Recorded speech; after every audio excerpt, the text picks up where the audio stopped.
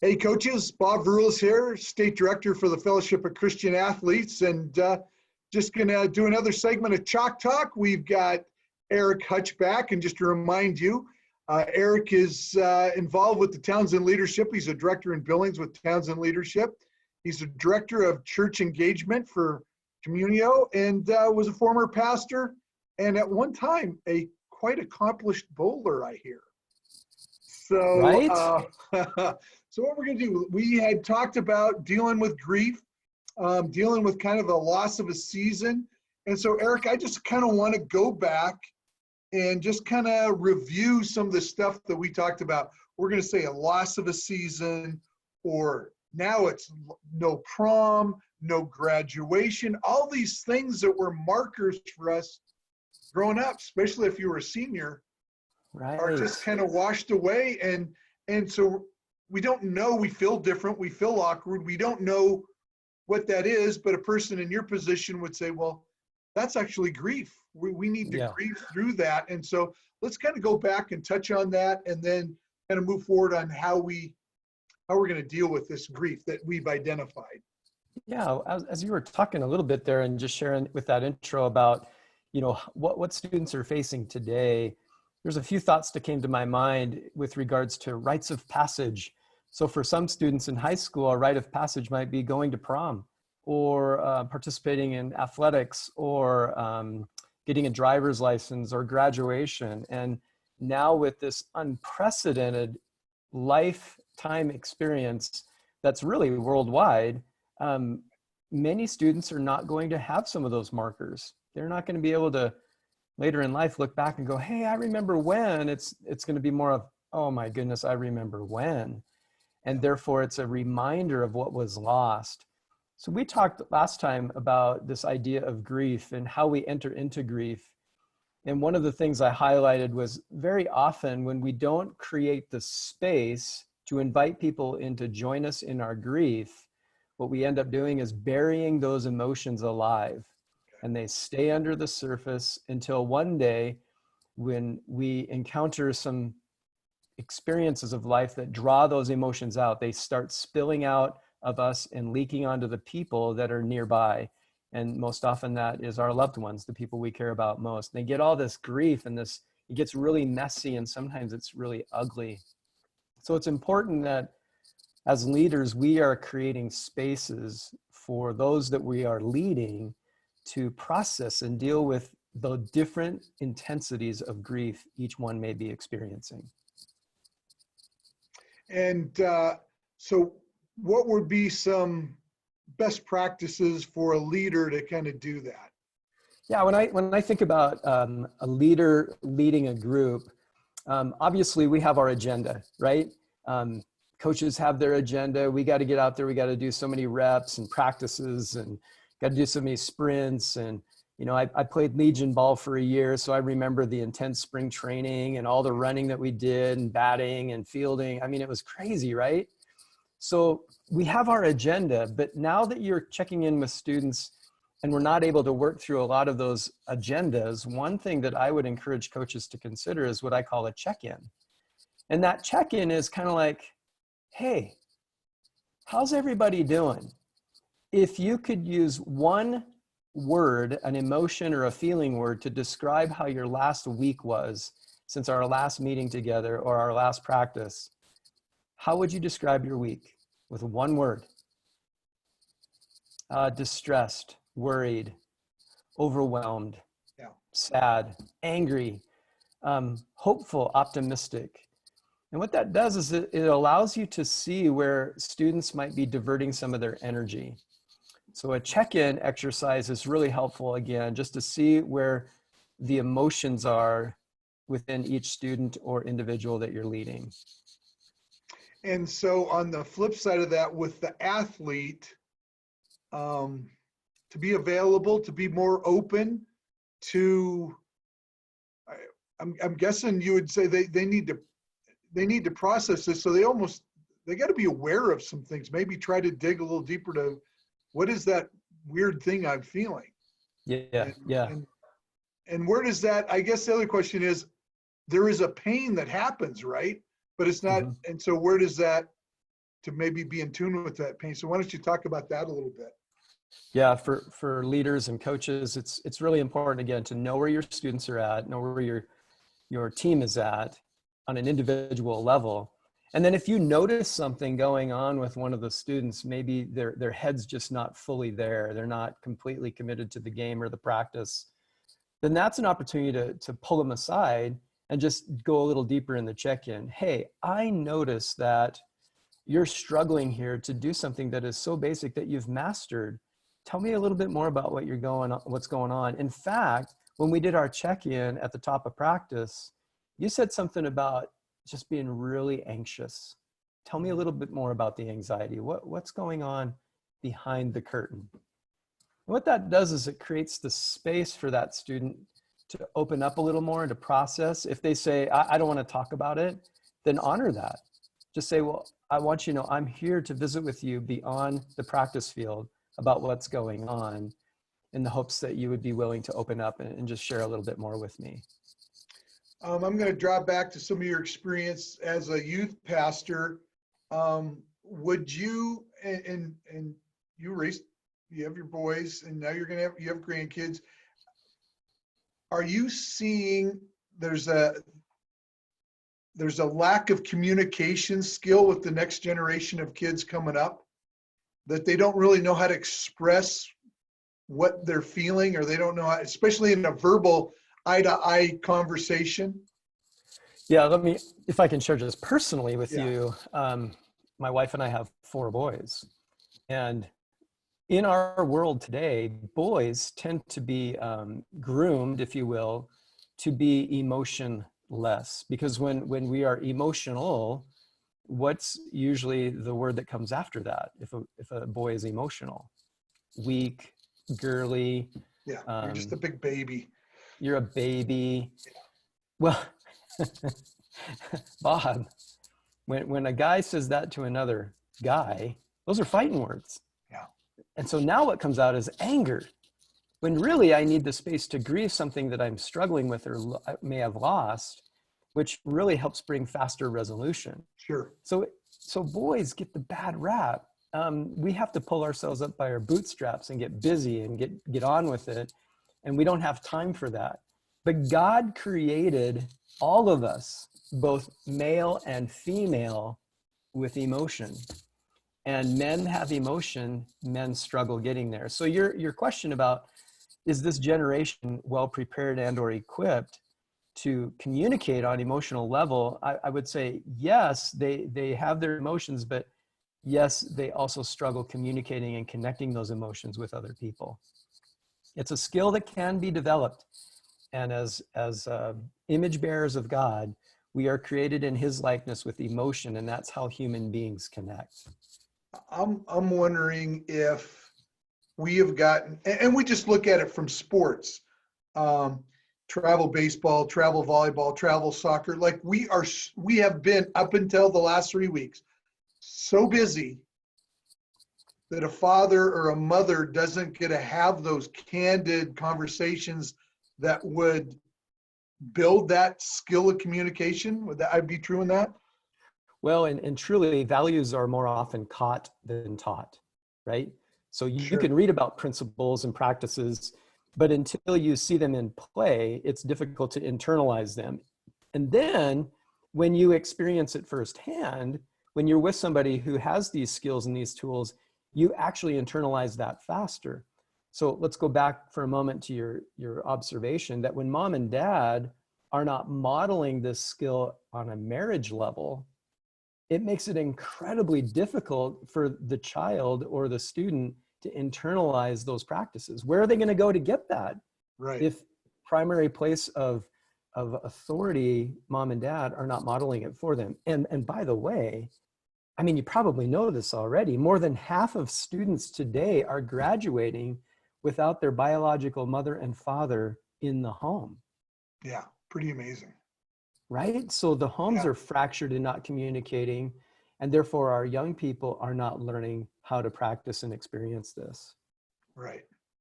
And then on top of that, there'd be another layer, like I see with my granddaughters. they have 11 of their 12 great grandparents still alive. They have Wow. all their grandparents still alive. So they're learning those skills because they're around their grandparents. That extra level, when mom and dad are busy, grandparents can Yeah. fill in. And so what you just talked about then is even worse, because if you only have a relationship with maybe one of your parents in the house when you're graduating, you're probably even more distance to your sets of grandparents, or even possibly grandparents or aunts and Yeah. uncles. Yeah. And frankly, Bob, this generation today that's coming up, the me generation, the millennial generation, Gen Zs, they are waiting longer to have kids. So you can imagine what starts to happen is there are longer and longer gaps between grandparents to child to children. And Sure. all of a sudden, grandparents are dying off before those grandchildren get an opportunity to interact. And we're just more mobile. There's greater distances between us. Yep. So there's just something about the extended family with aunts, uncles, grandparents that brings another level of uniformity, if I can use that term, or guardrails to family values. And we're losing that. We don't have that as readily available as we once did. And so we bring that all back. We're kind of laying the groundwork of why it's harder for these kids to understand how to grieve. Nobody's really taught them how to grieve. They don't know they don't have the skill set to communicate that grief. They just know they feel something's wrong, almost to the point where they feel like it's the end of the world. Oh, very much so. For some it is. Yeah, and then for some of us, a person like me, it's a little bit more callous, going, it's not that bad. Well, that's not the correct way to model that, is it? Right. Because your experience is going to be very different than someone else's experience. Right. And so we never want to diminish or belittle what an individual is feeling and experiencing, because that's their reality. Yeah. And it's a skill that as leaders we must develop so that we can move into their spaces and be with them, be present with them. I like to describe it this way. It comes from a book called Emotionally Healthy Spirituality by Peter Scazzaro. I think of it this way, Bob, that you're on the other side of this video chat and I'm over here, but the space between us is sacred. Sure. So I move into sacred space with you as I experience your world and what you're going through. And that, I can tell you that for a coach, when they recognize that, they now become another layer of authority for a student or a child that can be incredibly transformative, right? Yeah. I just, the coach has such a unique role, and especially those coaches that are still teaching, because they still have their classroom kids that they're working on, but then they have another group of kids that they're concerned with. I mean, just an extra burden on them that's weighing on them. A friend of mine's a coach up in Washington, and that was just like, I got these 74 boys that I've got to make sure that they're going to be ready for next fall. Right. And so I just look at you coaches out there. You coaches are going to be listening to this, and we know the burden that you have, and not to discount any person that's a teacher, but the teachers that are coaches, it's an extra burden, because you're not engaged with your athletes like you would be, like you'd catch them down the hall and say, hey, remember, do this or that you're trying to catch them now. And we talked about, you and I are very adept at emails, or we texting. This generation of kids aren't, emails not really their favored use of communication. Sure. Where it is of their coaches, and trying to bridge that gap of being able to meet them where they're at, but also giving them skills, because in the business world, we still use email. That was one of our coaches today was talking about that. Hey, in the business world, they're using email. Yeah. Can you imagine Snapchatting your CEO? That's right. Yeah. And he goes, I can't think that we're doing a lot of TikTok. Yeah. Maybe the marketing department is, but I'm going to say the executives aren't. So Yeah, face chat and snapbook. I Right. totally get what you're saying.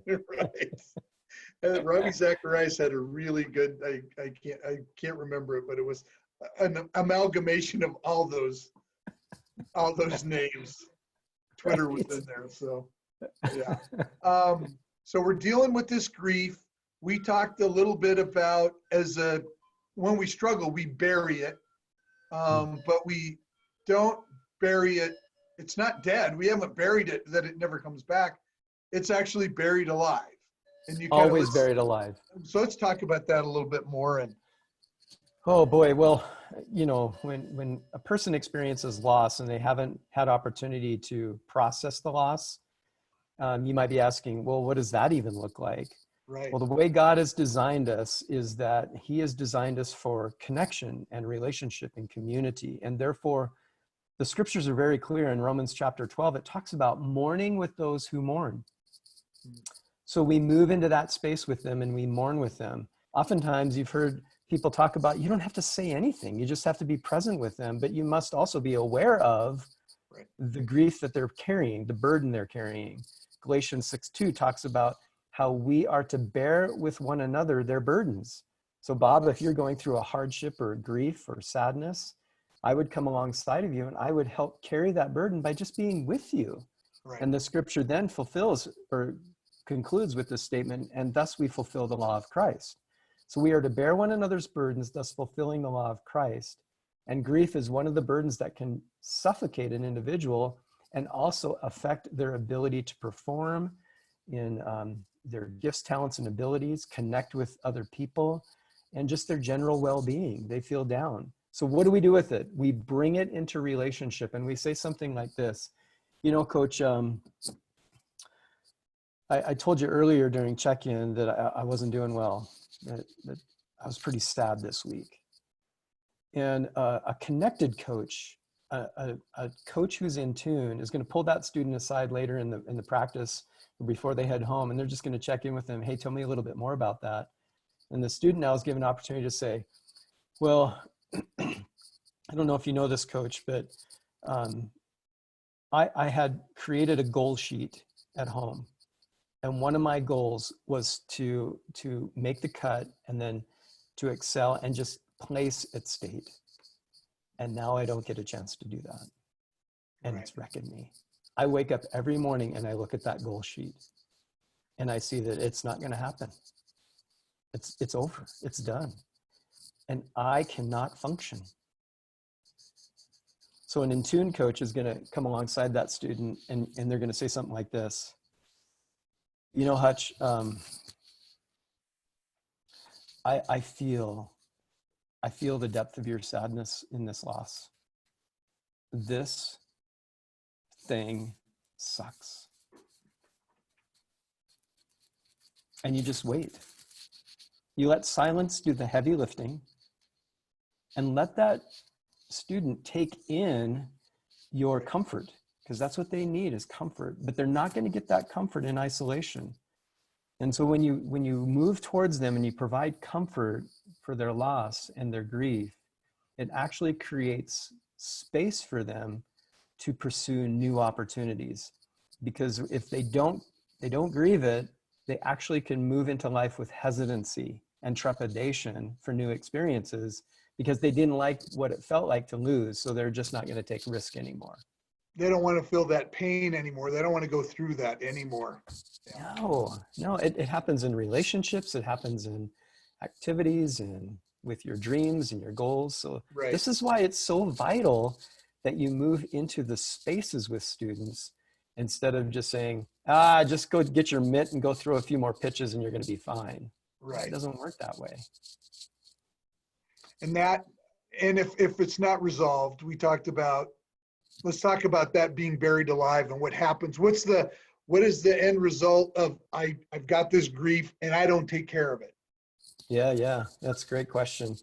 So recognize too that we live in an imperfect world. We live in a broken world, a fallen world, and therefore we're going to encounter negative realities time and again. We're also going to have wonderful experiences in life, but there will be some hard experiences in life. We will not be free from trouble. That was never a promise Jesus told us. In fact, he said this, in this world, you will have trouble. but I have overcome the world, right? Right. So when we bury our losses and we don't process them, we put one layer in the sand. And then a new negative reality comes along in life and we don't process it. We put another layer in the sand, and then another layer in the sand, and then another layer in the sand. Pretty soon we have so many things under the surface, we don't even know what emotion goes with which event in life. Got you. And now when we're with other people, we may struggle to find connection with them because we haven't taken care of business inside of ourselves. And so Right. they feel distant from us. They don't feel connected. As a marriage counselor for 10 years here in Billings, I saw that constantly in the couples that I worked with, where one or both parties struggled to feel connected to their mate, due in part to unresolved grief and issues from their past. And it That just person wouldn't just let stayed that isolated. person move on because all that burden that was buried. That's right. So as a coach, I think this is a tremendous opportunity for some powerful life lessons that impact them beyond the playfield, right? Sure. Yeah. This is going to Absolutely. impact marriages. This is going to impact parenting relationships.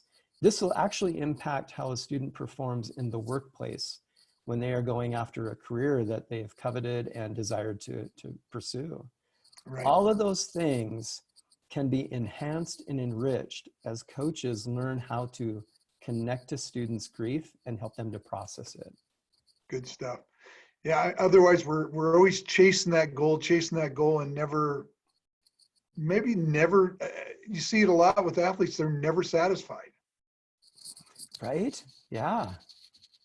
Yeah, very much so. And so they're going to go chase that next goal because that's the excitement, and I'll go for that because I don't want to think about, there's still some unresolved stuff that I never really took care of. And I'm not content just being in the present. Yeah. Let's go back just for a moment, because as you were talking about what happens when we have all these layers, I was sharing about the layers. Yeah. Well, what if I'm the coach and here I am in my 50s with a team of 20 students and I haven't taken care of my stuff? Yeah. Now what? Okay, so here's some hope and some ideas for you. So coach, if this is you, what I would challenge you to do, and I've done this personally, is you create what I call a loss inventory. Oh, sure. You sit down and give yourself about 30 to 40 minutes and just invite God to help you understand where have been the significant losses in my life. And by the way, those losses go far beyond just the loss of a loved one or a family member. Right. It can be the loss of an ability. It could be the loss of an opportunity. It can be the loss of an ideal or a dream, like a family or a marriage or a family pet. I mean, there's all kinds of losses. And as you create that inventory and start lining those out, now you take that inventory and you find your closest people, the people that you know are safe for you, that you could invite them to share some comfort with you, that are not going to tell you, hey, just go get your mitt and throw a few pitches. Right. That are going to be present with you and say, Bob, wow, that sounds hard. Man, I feel the weight of that loss. So what we're doing with that loss inventory is we call it catch-up grief. We're catching up and bringing resolution to the past losses. Sure. Then moving forward, we have another term that we use called maintenance grief. Maintenance grief is very different than catch-up grief, because maintenance grief is when you're just out and about in the world and you hear a song come on the radio and you feel a pinch of sadness because that song happened to represent the person that you cared deeply about, or an experience you had that you lost. And then you just take a moment and go, wow, that made me sad, remembering that. You can bring that moment into a relationship and say, hey, I had this song come up, Joe, and man, I couldn't believe how my sadness kind of snuck up on me. And he sits with you in that for a moment. That's called maintenance grief. Very different than catch-up grief. Sure. Yeah, I look at this, and coaches out there, and hope you take this and deal with your own coaching staff on it first. Like we have a lot of coaching staffs that we have all some unresolved issues. Right? And that if we can kind of clean our house, in a sense, we're going to be better equipped to go help our athletes clean their house. Yeah. And really be probably in tune with what they're feeling, because we can't feel that because we've never resolved our own. We just kept burying our own. So we really we can't really relate to those kids and the grief they're going through. And so that's the coach who goes, oh, just go throw some passes, just go hit some balls, you'll just get over it. Yeah. Well, because that's all he did, right? Or she did, and they didn't ever resolve that on their own personal. Yeah, what we're communicating to an individual when we tell them, hey, just go throw pitches or go catch some balls or whatever, go run some laps. What we're communicating to that person is I'm not comfortable with your sadness. Oh, sure. I'm not comfortable with what you're bringing into this space with me. So go away from me. You know what you're communicating to them? You know how they're going to respond to that? Wow, I'm too much for that person. Yeah. I'm too much for that person. Sure. And they take that really care message. about me. Yeah. They don't care about me. They take that message and they internalize it. Sure. And they take that message into future relationships. I wonder if I'll be too much for this person. Isn't that powerful? Yeah. Yeah. I can see this. I think that we call it 3D coaching. And I think sometimes with some of the coaches, they haven't resolved some of the issues when they were an athlete. You and I talked about your situation you had with bowling. I talked about my situation that I had with golf. And until if we don't resolve those, they're always going to bother us. Yeah. Instead of going, oh, it's just a time. It was sad. I know that what that grief was from, but I've moved on from that. But it allowed me. I could work with any athlete and go, yeah, I know how I felt that. I felt that when I was your age. I may not be able to, and correct me if I'm wrong, I'm not going to be able to say, I know what you're going through, but I can say, I felt something very similar to that.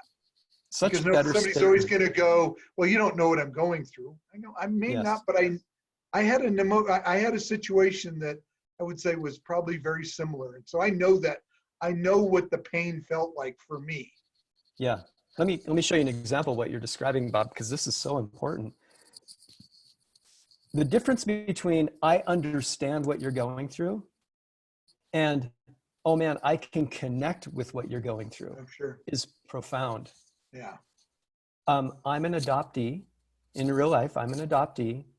And I've had a reunion experience with my birth parents at the age of 38. So there were a lot of emotions that came up for me in that moment 15 years ago. Right. So you cannot understand me, Bob. Right. But you can connect to me with the emotions I experienced if I were to take the time to unpack that with you. Right. Right. That is very different and just as important and helpful than if you were an adoptee who had a late life reunion experience and can identify with a lot of the moments that I had in my journey. Right. We need a both and, right? Sure. Right. So we need both those who can identify with us in our experience and those who can connect with us. And that's the critical word. That's a critical link for a coach to his athletes, is that he's got it. That word is, and just because of our faith, words are powerful. And I think so, well, that's just the word connect. No, that word is intense. It's a very intense word. And so to know that, that the coaches would, hey, that's a critical word to use. And that's how you're going to bridge. If you say the word connect, that's how you're going to bridge that gap and be able to help your athlete or possibly people on your coaching staff to resolve some grief that they've had in their life. Yeah. The Bible says that the words have the power of life and death. Right. Life and death. So there's no in between. We are either going to share words of life or potentially share words of death. And I would add that I don't believe that the majority of the population intends to share words of death unless they are protecting themselves or on the attack. Sure. Most of the time, coaches are intending to be good-natured and goodwill toward the people they lead. Right. Most of the time, right? So there are those moments where things get a little sideways with a student. You just pull them aside and you say, hey, I think we got misunderstood here. Sure. And I want to apologize and ask for your forgiveness if there was something that I may have done and or said which got us sideways. That's powerful. Yeah. Incredibly connecting. So and connection is, we'll kind of tie this thing up, and this would be a topic for another talk. Is we're not very good at giving sincere apologies. Like the apology is attached to an excuse as to why I did what I did, instead of just going, I apologize and please forgive me, and leave it at that. Because we have a tendency of kind of flipping it back on them. Well, I did that because of what you did, right? Instead of going, hey, I'm going to take responsibility for me, and I'm going to apologize for what I did to you. Yeah. That's a connected leader. Yeah. That's a connecting coach. But a coach who is not connecting with their students, they're going to struggle in taking responsibility for things that may have hurt or injured them. I totally get the motivation thing. Don't misunderstand the difference between motivation and how we inspire our students to strive for goals and achievements that are beyond their current level. It's very different than when we are being dictatorial and disconnected and trying to drive them through intimidation. It's very different. Yeah, I think, well, and you're hitting a nerve here with what we do with 3D coaching, because if we connect with our athletes, then when goals aren't met, we have already got a line of communication on how to process not meeting that goal. But if I haven't built that connection with them emotionally, then it's really tough to deal with that unresolved goal. We didn't win the state tournament. I didn't get to even participate in my spring sport. So for coaches, that's critical that on the front end, that they make those connections. Yeah. And then it makes it easier, not easy, but easier when we do have some of this unresolved grief or even maintenance grief that you talked about. That we can get through that a little bit quicker with our athletes. And for the coaches, they're leaders, so they're leading a team of athletes, but they're also leading another team of adults, being their coaching staff, or even the parents, which today is the more coaches are leaving sports because of parents. Oh, totally. And there was a coach, he since passed away, Kerry Finstead, and he had retired from coaching, and somebody asked him, hey, would you ever want to coach again? And he goes, yeah, at an orphanage, because he wouldn't have to deal with, unfortunately, he wouldn't have to deal with parents. The joke was he didn't have to deal with the parents, Yeah. So, but that's their job as a leader, is to resolve those issues with the parents. Don't chain the gate and not let them come in. Yeah. But also with their coaching staff, and what Eric, you've given us is some tools, and that key word is connect. Yes. Connect. We're going to have athletes. We're going to have family members.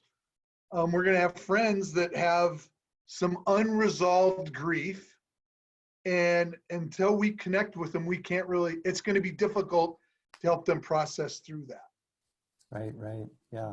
And so that's kind of the message that I think you're getting across to us. And I think with coaches, even, listening through this again, but if you gave us, what were the 3 bullet points of our conversation, what would you consider those to be as we finish up here, Eric? Yeah, connect and create space for grief. Connect before correct. Connect before correct. So create space for grief, connect before correct, I'd say a third one is be mindful that many students don't possess the skills and tools to access and process some of these emotions because they don't see it modeled at home. Yeah, so as a coach, what you're saying is the coach has to help them learn how to do that, just like he's helping them learn a skill in sport. Yeah. To teach them a skill to kind of express their emotion. Yeah, you're creating what I would call muscle memory.